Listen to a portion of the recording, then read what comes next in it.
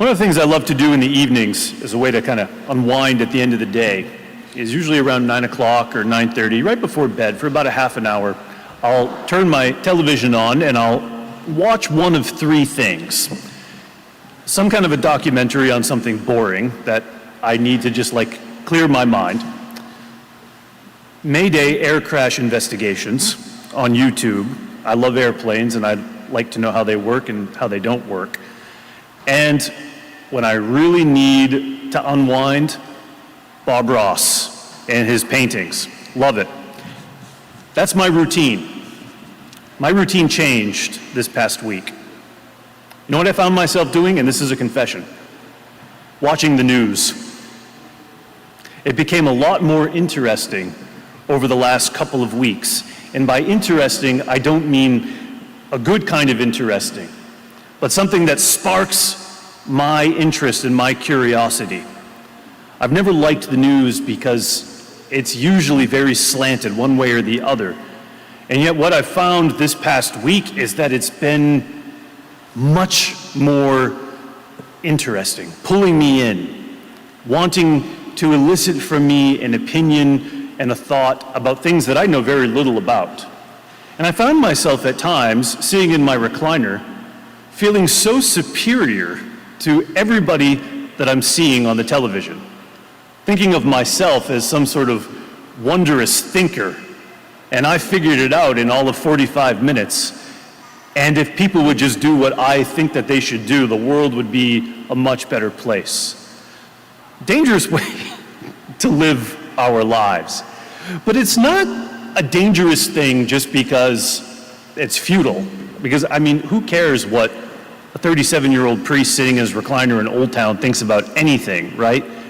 It's dangerous because there's a priority skew going on. What I have found in myself, and probably within many of us here, and certainly within the whole world in general, is that we put a lot of time and money and energy into politics, how we govern the world. And that's an important thing.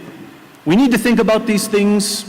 We need to be invested in politics to an extent. But what really gets me is that as we put all of our time and energy and money into that, it ends up becoming in our minds an idol in and of itself. This candidate, he or she is going to fix it all. He or she is going to save us from all of the things that are wrong. And you, this other one, you are the enemy, and we must fight you. And we see this happening just at this very horizontal level. And yet, in the midst of this, as a person of faith, I can very easily forget that this is going away. This is all passing away. In the immediate, this whole generation is going to be gone in 100 years or less. And all of our thoughts and opinions about this, that, or the other thing are going to be buried with us in the cemetery. Maybe some will live on in our writings or in our YouTube videos that we post online. But it's all going away. And I think of all of the time and money and energy spent on every major empire throughout history that has fallen, as inevitably they do. And I think of all of the sins that we've committed against each other playing these games for what? Some entertainment? Or some thought that we really have it figured out and nobody else does. When I think about this, and I hear what is going on in our gospel today, it's so easy then to see how we can miss the bigger picture. The people in Nazareth, where Jesus is from, they've been thinking at this level, this very horizontal level, this is what Nazareth is, this is what it's supposed to be.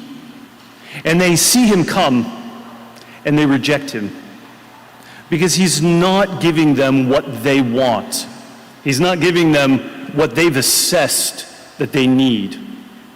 And in another gospel, it's at this moment where we hear that they attempt to throw him off the cliff, when he tells them explicitly, as he's reading from the prophet Isaiah, that he is their promised Messiah. They don't want that. They don't want Jesus. They want a political leader. They want someone wielding a sword. They want someone overthrowing the current regime. And they reject him for this. And it leads ultimately to his crucifixion. And we can look back on that 2,000 years ago and say, isn't it obvious? And yet here I am in my recliner doing the same thing. Doing the same thing in my own little way. In 1847, in October of that year, Frederick Douglass, who, as you know, was a major proponent of ending slavery in the young United States of America, he gave a speech in New York City that was called Love of God, Love of Man, Love of Country. And what he said was that there's a sickness in our new country because these loves are not ordered. They're all askewed. If we don't follow the order of God, neighbor, and country, we're going to find terrible abominations arising because our loves are going to be out of whack. And he said that slavery was one such example. But what was really interesting about Douglass's prognosis for this was not to elect people who were going to change this, because he knew that wouldn't work. What he said was the burden fell to the preachers of the country. Because if they preached the gospel, the love of God, it would help them to orient the hearts of people in the way that they need to be in order for society to flourish and to be well. And that's what it comes down to, my friends. When I sit in my recliner thinking about all of the solutions that we need in our country or in the world or wherever, even in my family, even in our local town or whatever, if my solution stays at this level, I'm not going to be able to see the real Savior in the mix. For all peoples and all times, Jesus Christ and his cross and his resurrection is the only lasting, fruitful, and satisfying answer to the woes of the world, to the problems that we have. And if you and I, sort of the last remnant of people who are still proclaiming him, if you and I don't take seriously that first conversion of heart, which helps to order our loves in this life, if you and I don't do that, then the way that we end up preaching him is going to be skewed, and the world will continue to reject him. But if you and I can get our minds and egos out of the way and submit to the one who proposes himself as our Savior, not according to my schematic of what that looks like, but according to what he has revealed about himself.